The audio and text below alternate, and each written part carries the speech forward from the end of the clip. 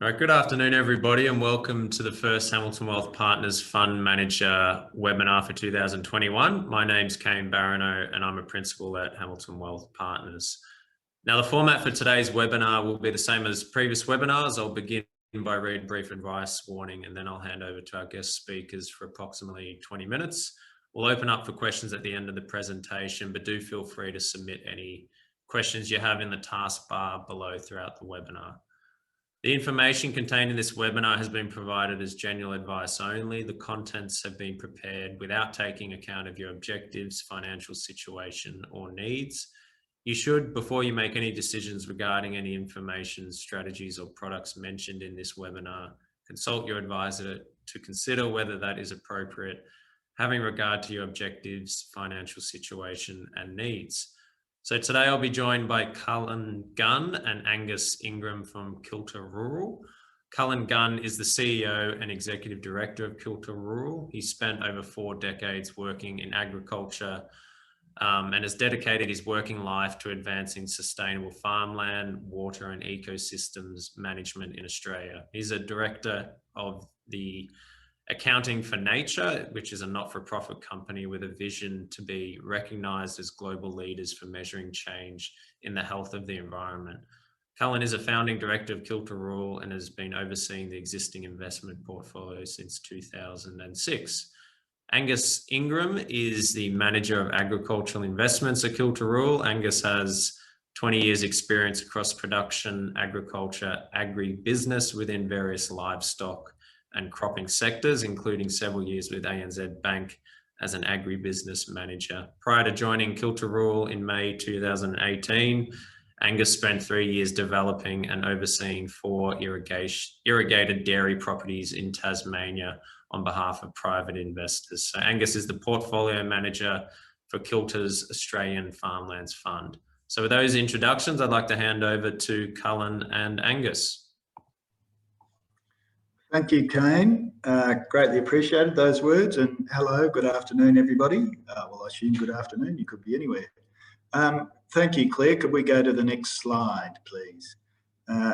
Look, just some context here. So we are going to talk about farmland, water and ecosystem investment in a second, but there are some sort of key drivers behind the way we approach managing these assets to deliver returns to investors. Thanks, Claire. The population outlook's significant for these assets. So we've got 9.6 billion by 2050. That's people, which is, it's a very big number. And it means we need to produce 69% more food to 2050 than occurred in 2006. That's a big jump. It's a massive jump. Thanks, Claire. Next slide. And in the consideration of what's happened historically, when we increase our agricultural footprint or output, we now find ourselves in a position where 26% of global greenhouse gases are attributed to food production, 50% the landscape, the world's habitable landscape, is used for agriculture, 70% of the fresh water is used for agriculture, and 85% of the 28,000 species evaluated to be threatened with extinction have agriculture identified as a threat. So our historic performance in this area cannot be the future prospect. We have to do it differently. Thanks, Claire. Next slide. The other thing that's going to play a key role and does in all our thinking about how we manage, design and deploy these assets is climate change. This is a chart from the Bureau of Meteorology on temperature anomalies. You can see since about 1980, we are getting much warmer. So, along with that change in heat is also, changes in the scale and type of events we're experiencing. In the regions we work in, that's rainfall. We've had just some extraordinary rainfall events. So we design and prepare our landscapes to cope and manage through these events, and we will come back to that point. Thanks, Claire. So introducing this fund, it delivers sustainable returns to investors by producing more food, so doing that as sustainably as possible and efficiently as possible, in a natural resource sense and a cost sense. It protects more nature, so we will come back to that. Angus will touch on that in a second.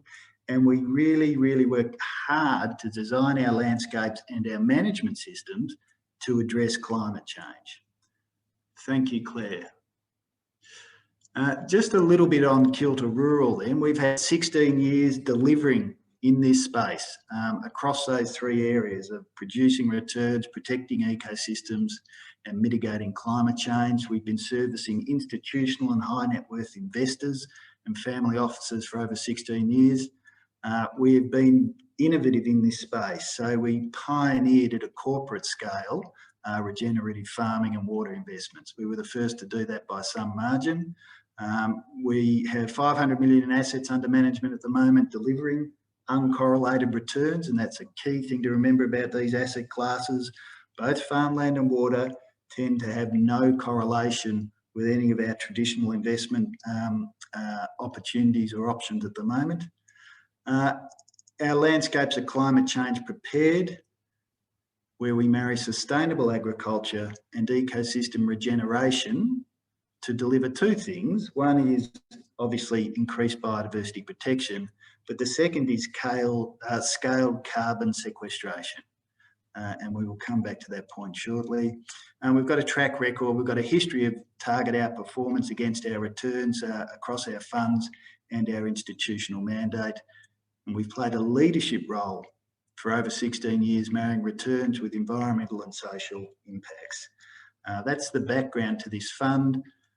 The performance track record, so the Kilter Water Fund, which is open, that's delivered over or close enough to 14% since inception in 2014. The Balanced Water Fund, which is an impact fund, which I understand Kane and Tom Ewan has spoken with Hamilton about in the past. That's delivering over 13.5%. And our institutional mandate, which is a farmland, water and ecosystem investment, not dissimilar to this, but has given us 16 years experience to build this new fund that Angus will talk to you about in a second, has delivered returns of over 9%. Thanks, Claire. I'll hand over to Angus at this point. There's a couple of videos, or at least one video coming up where you will hear my voice again. Yes, short of that, I'll hand to Gus. Thank you, Cullen. In many respects, we do describe the Australian Farmlands Fund as the next iteration of a strategy we developed within that institutional mandate. At its core, the investment is into farmland in irrigation districts in northern Victoria and southern New South Wales, and accompanying that is water entitlements. Notionally, it's a 50-50 capital split between the two of those asset classes, so investors gain a dual exposure. We continue to apply a value accretive strategy in how we approach this farmland through changing land use. And our core expertise in operating this land is through high value annual crops. And I'll come to what that means shortly so that you have an understanding of how we're actually operating this farmland. Kilter is the owner operator. This is not a sale and leaseback strategy. We'll continue to apply our environmental impact and climate resilience strategy across this landscape, and we do take a landscape approach as to how we view managing this part of the world, targeting up to 30% revegetation in aggregate across these properties. And with a target net return range of 10 to 12%, really reflects that outperformance in the funds that you've already seen so far across the water funds and the institutional mandate. Thanks, Claire.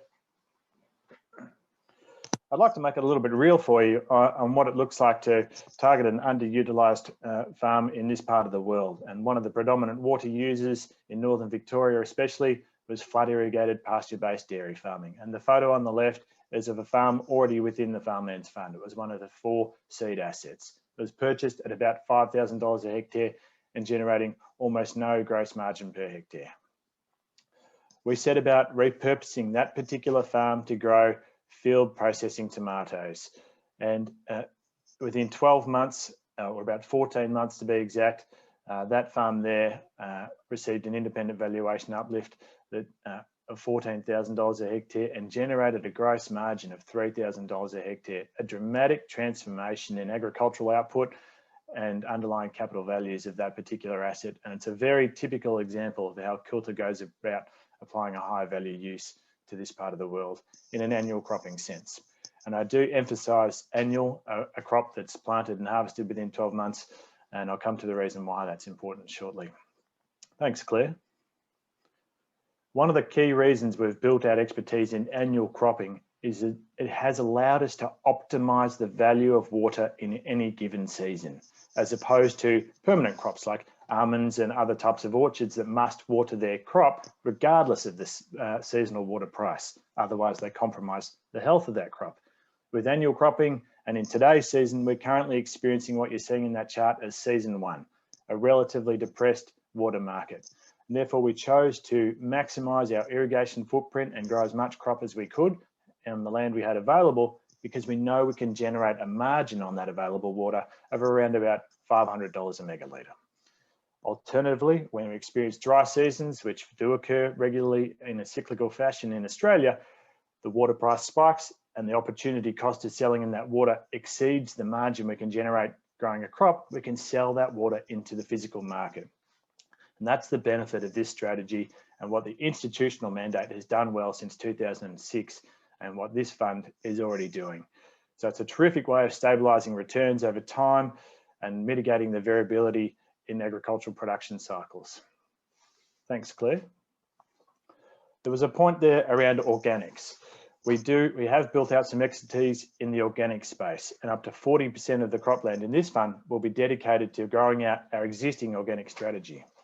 Kilter's the largest irrigated organic grower of wheat and barley in Australia, and we supply some of these brands. A good example is Pure Blonde on the left. They were previously sourcing their organic brewers barley at great expense from Germany because they didn't have a line of sight to a supply chain here in Australia. In collaboration with CUB, now Asahi, we said we can supply you with organic brewers barley, we can irrigate it, which underpins your production, and we're now in a long-term offtake contract with that partner, which is terrific. It's a similar story with Haku Baku, whom we supply organic milling wheat for their soba noodles that they export. And that wheat is, in today's prices, between 2 and 3 times your conventional price for wheat. So it's a strategy of decommodifying, growing high value annual crops, and not focusing on huge areas of wheat, barley, and canola to supply low value export markets. Thank you, Claire. So in all of this, as we touched on earlier, it's important that we balance this high value agricultural strategy with scaled environmental protection and preparing these assets for climate change resilience into the future. And we'll now cut to a short video which explains this. Thank you, Claire. We bought this 171 hectare farm with 57 hectares for irrigation, the rest used for grazing and crops. Starting from scratch, we put 30% of the land into native forest and set up efficient irrigation ready for organic cropping. Over the past 15 years, we've lived through massive weather events. The environmental areas of our landscape have proven to mitigate the impact. The other major benefit of this layout is it provides a solution to climate change by sequestering carbon at scale. We've turned this landscape from emitting 10 tonnes of CO2 equivalent per hectare to a net carbon sink sequestering over 9 tonnes of CO2 equivalent per hectare. Putting biodiversity back into landscapes is one of the quickest ways to sequester carbon, and you can potentially get paid for it. When it comes to large rain events, our systems are designed to move the water from the crop to the environmental areas. This field received 84 millimetres of rain in 10 hours. Traditionally, you would lose this crop, which costs $8,000 a hectare to establish. Through our design, it took 24 hours for all the water to move into the forests and the wetlands.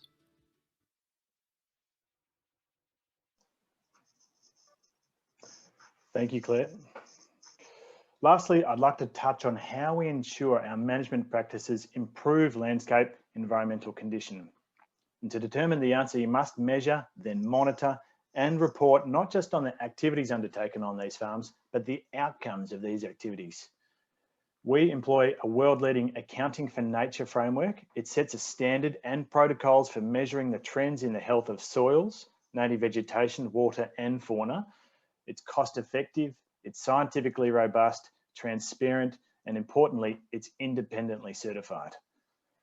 By demonstrating sustained positive change through this framework, we can show improvement in the underlying assets and with the goal of generating a better commercial return at exit. And next slide, please, Claire. Lastly, the exit features are, as touched on earlier, a target net return range 10 to 12 net of fees, and any payments from carbon or biodiversity, biodiversity offsets are not included in that. We see that as future upside. The scale of the hard assets themselves are 10,000 hectares and 20,000 megalitres of water, providing true asset-backed returns and capital protection. It is world-class irrigation system installation. We are the largest aggregated manager of subsurface drip irrigation in Australia. It's a regenerative crop regime that has access to organic premium markets, some of which we have exclusivity over. And we've proven over time through this strategy that we can deliver uplift in underlying capital values and, importantly, operational profitability. And we'll continue to commit to our 20 to 30% reforestation target to ensure we're delivering both meaningful environmental impact and climate change resilience on these assets, all of which is captured within the highly regarded environmental condition accounts.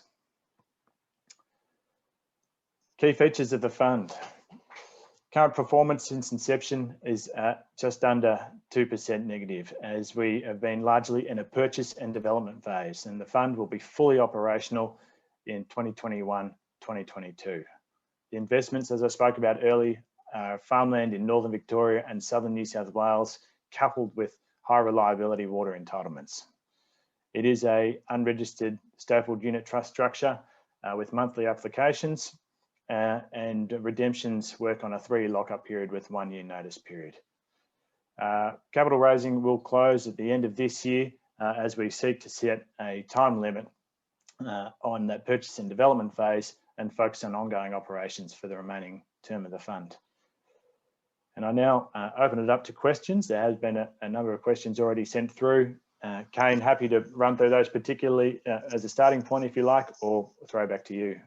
Yeah, thanks, Angus. We might, so yeah, feel free to submit any questions in the taskbar you'll see on your screens, but I might start off with one. So what's been the effect of China on soft commodity prices as they reduce their own demand for Australian produce, and how much is the media possibly overplaying this? And yeah, I'd just be interested to hear your thoughts on what you're seeing at the moment. Yeah, I might chime in first and then feel free to have a go at that also, Colin.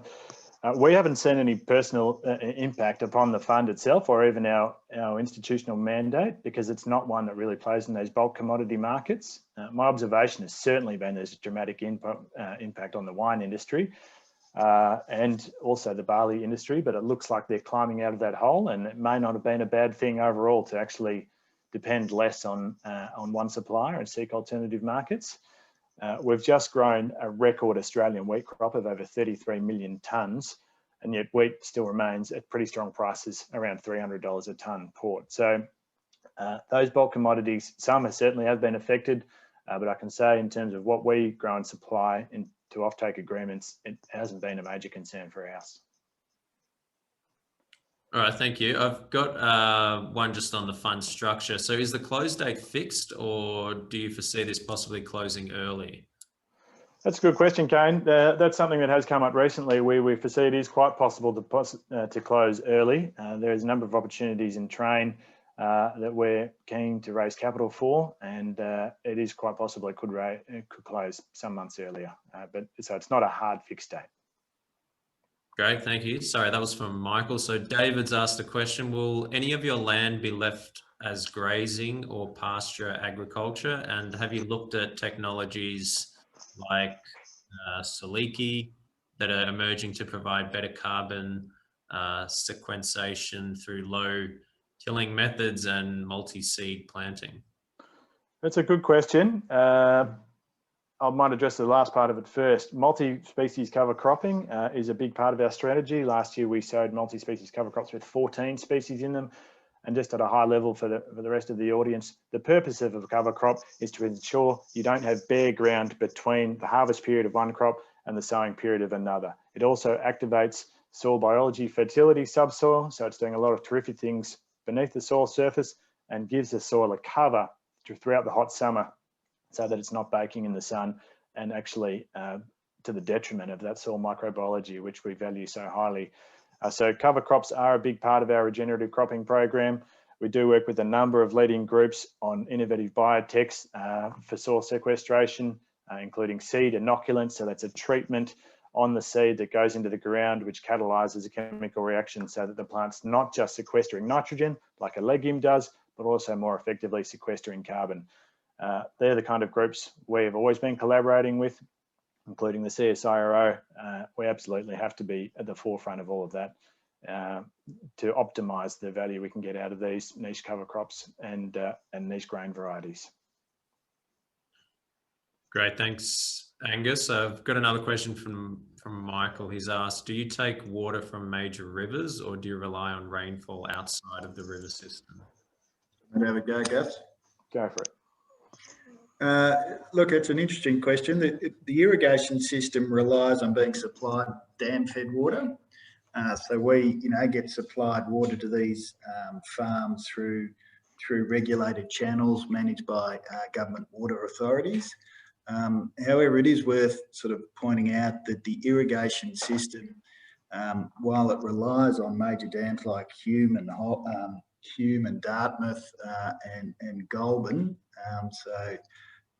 Eald and Weir, they're vast storages, and they deliver that water through two means. One is through the river system and through discrete irrigation delivery channels. We don't actually pump out of the river system with this fund. That does happen a lot downstream from us at Mildura, but we get water through a similar mechanism, but through irrigation channels. Does that answer that question, Michael?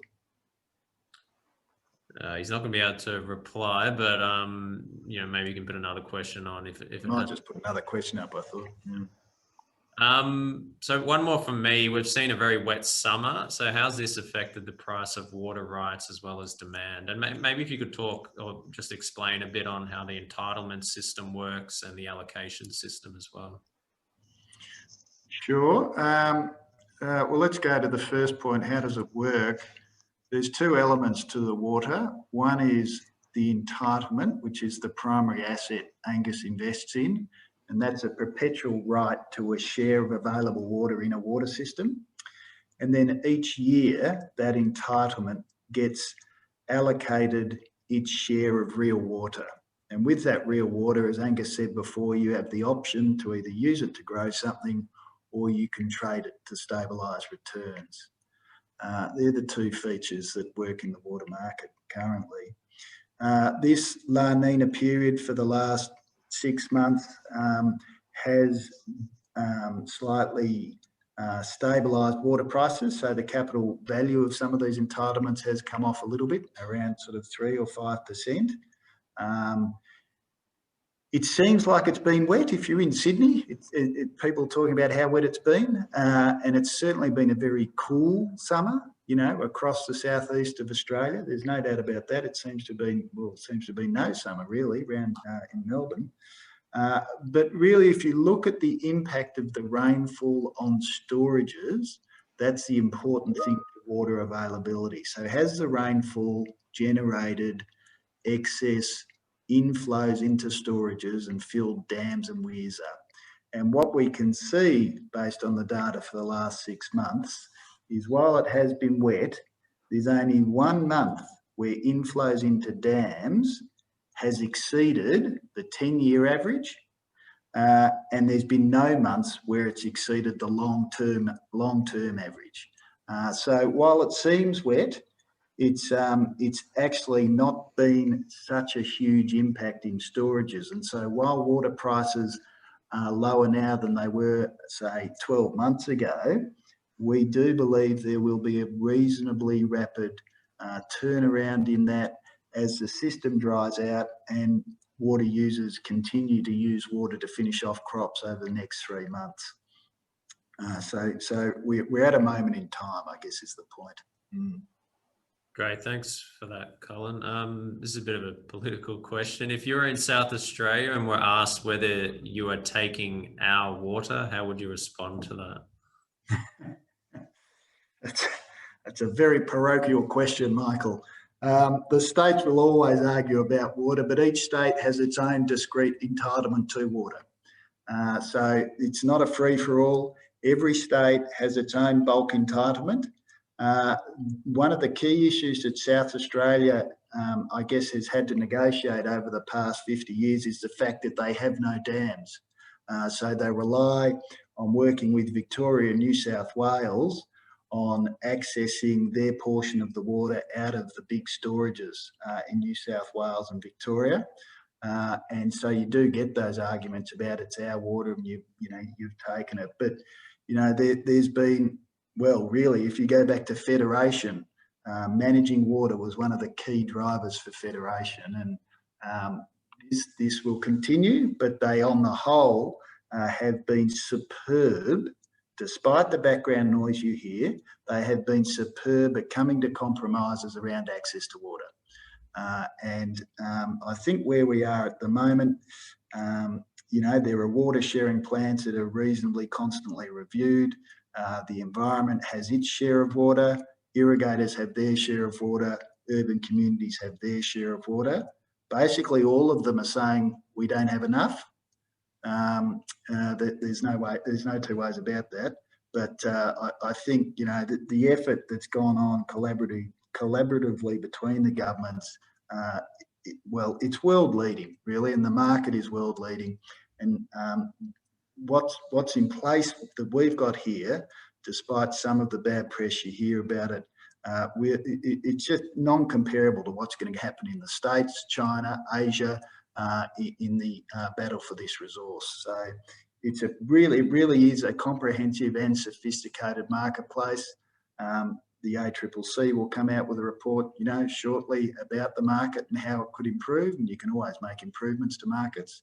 But that is a rather long-winded explanation. But look, South Australia has its water, Victoria has its water, and New South Wales has its water. They will all say they don't have enough. Great, thank you. One last one from me. So the example you gave in the presentation was, I believe the farm was a dairy farm, and you repositioned it into a field tomato farm. Is this strategy more opportunistic in the way that you're going to acquire assets? Is that part of the strategy? In some senses, it could be seen that way, Kane. I guess I give a bit of background as to why there's a predominant amount of dairy farms in this part of the world. And through economic forces, really, changes in water values, there is an enormous land transition underway, or land use transition is a better description. And we're talking hundreds and hundreds of small dairy farms here 15 to 20 years ago at scales that were able to sustain small families, and they've just gradually got bigger and bigger and bigger.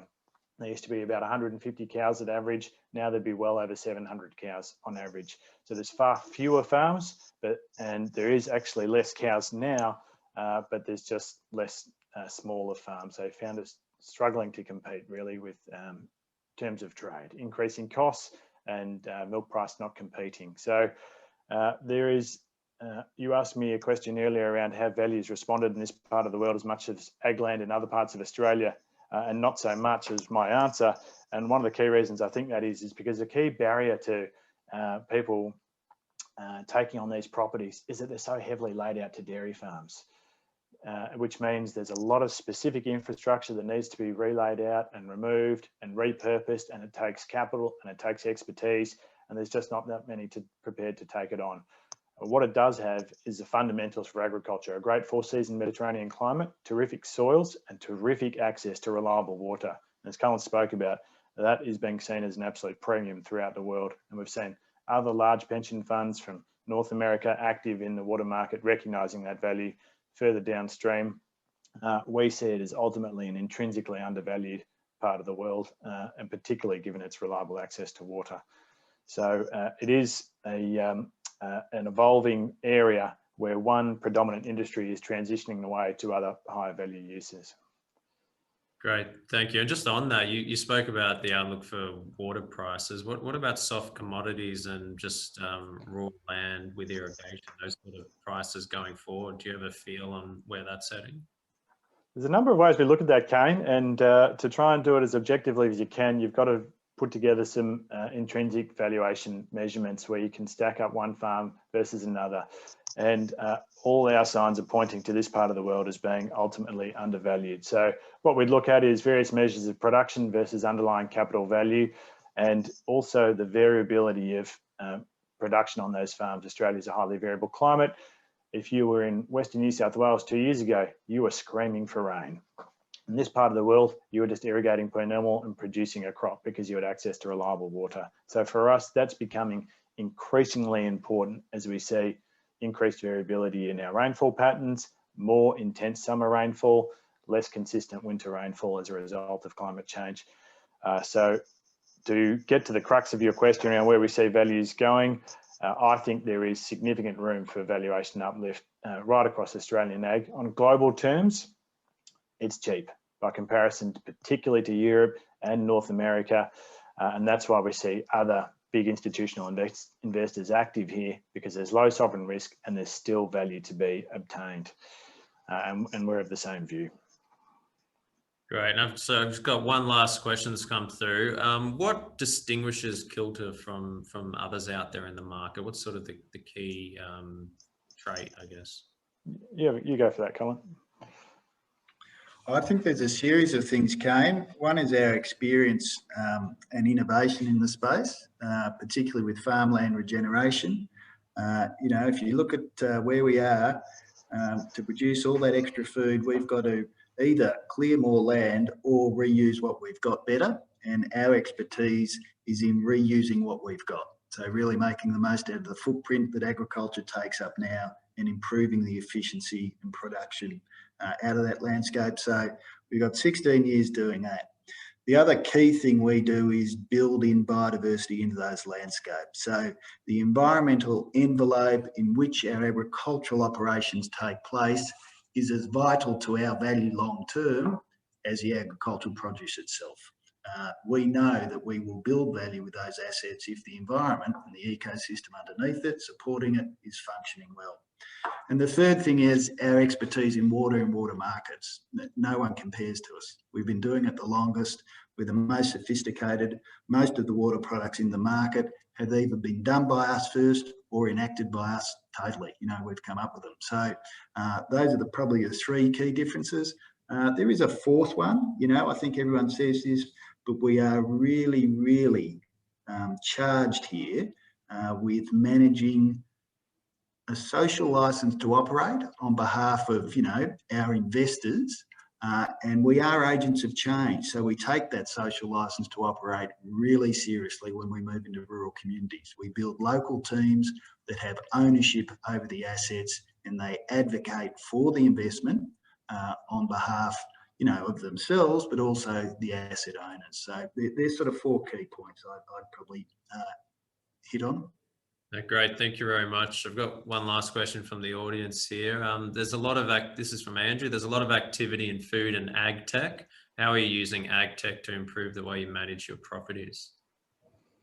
Do you want to first go, Gus? Yeah, there's a number of ways. I sometimes people ask, are you using moisture monitors? Something that's been around for some decades, and we do use it at scale. Look, there's all sorts of various drone technology. I think the one that has the greatest impact is our use of subsurface drip irrigation. It's what waters the tomato crop. It's a perforated drip tape installed 30 centimetres below the surface, and it delivers water and nutrient savings of up to 30%. Now, that has dramatic impact on your costs and your inputs and the effect on the environment. And as I touched on earlier, we are the largest manager of that particular type of irrigation technology in the country. It's Israeli, it can be fully automated. It's a fantastic outcome. Not only that, it gets recognised in independent valuations because of the high value crops like tomatoes that you can grow on it. So that's one key example. And the collaboration we're doing with some of those groups I mentioned earlier, Some of them are public, some aren't. Some are building real-time in-soil carbon sensors, which would be a dramatic game changer to carbon markets, because one of the barriers to carbon markets is being able to substantiate and measure the carbon in the soil, and working with those groups who approach us and see what we're doing in our expertise in irrigation really helps in being able to field-proof that tech. So it's biotech and it's some of those tech with particular reference to carbon and efficient irrigation are probably the three that come to mind for me, Kane. I'll just add something there, Kane, quickly. I mean, it's a continuous improvement process, all this. You know, you've really got to be working and sussing out the best research and technology you can all the time. You know, when we move into organics and you can't use sprays to control pests and weeds, you know, we're constantly looking at robots and how robots might help us, and you'll be amazed how quickly that tech's coming on. So that's another thing we're constantly involved with. The other things are just broader ecosystem function research. So we spend a lot of time working with groups like CSIRO, doing joint development research projects on things like soil and soil carbon, vegetation management, biodiversity and biodiversity management. So there's a plethora of things we're doing all the time. But it's a process of improvement.